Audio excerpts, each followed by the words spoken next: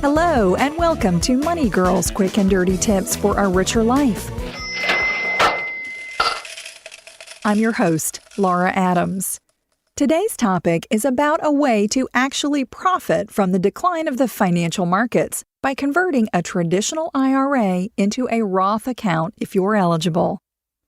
One of the major distinctions between a traditional and Roth IRA is that Roth accounts require you to invest after-tax money. You don't get an upfront tax break like you do with a traditional IRA.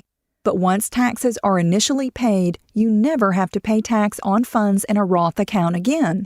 As long as you've had a Roth for at least 5 years, when you begin to take qualifying distributions after the age of 59 1/2, there is nothing to pay Uncle Sam.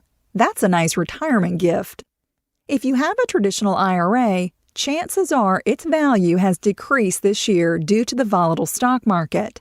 That's actually good when it comes to converting it to a Roth. This is because you must pay income tax on any amount you convert that wasn't previously taxed. How much tax you pay depends on your income tax bracket and the total amount that you'll convert to a Roth. You may be wondering, why would I want to take a tax hit now? Well, the reality is that tax must be paid on that money eventually.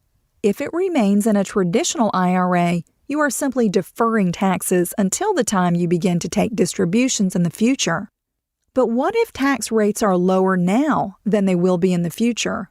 Or what if you'll be in a higher tax bracket at retirement than you are now? In either of these situations, it could make sense to pay less in taxes now than to wait and pay more in the future. Besides the timing of taxation, another difference between traditional and Roth IRAs is what happens to the money once you reach age 70 1/2. With traditional IRAs, you must begin taking mandatory distributions from the account at this age. However, with Roths, there are never mandatory distributions, no matter your age. This means you can contribute to the account past age 70 1/2 and leave the money there until your death. This feature makes Roth IRAs a great vehicle for money that you want to pass on to your heirs.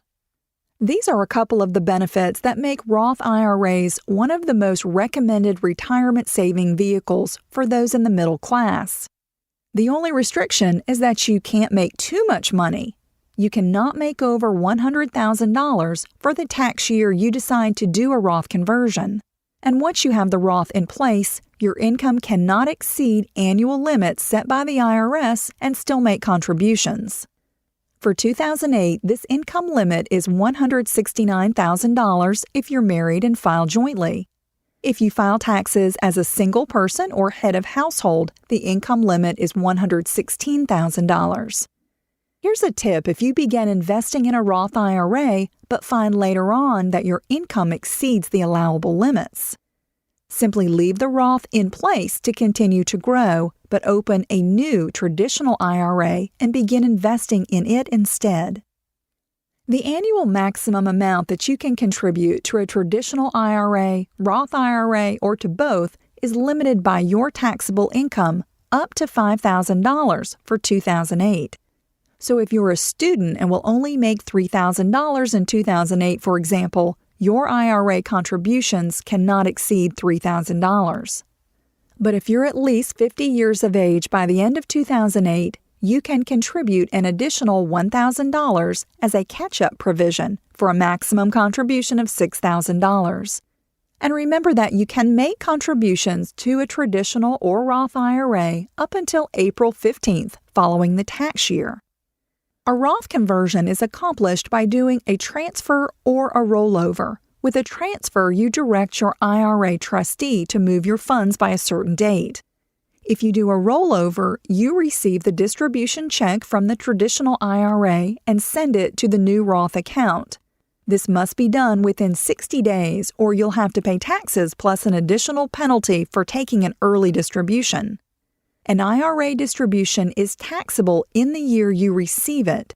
So if you were to receive a distribution on the last day of 2008 and complete the rollover within 60 days, by the end of February 2009, for example, the transaction would be taxable in 2008. If you're eligible to convert a traditional IRA into a Roth this year, consider the benefits as well as the immediate tax consequences. If you wait until the market begins to recover, you may miss out on the opportunity to get a big discount on your retirement tax bill. I'm glad you're listening. Find a transcript of this show at moneygirl.quickanddirtytips.com, and your email comments or questions are always welcome at money@quickanddirtytips.com. Cha-ching! That's all for now, courtesy of Money Girl, your guide to a richer life.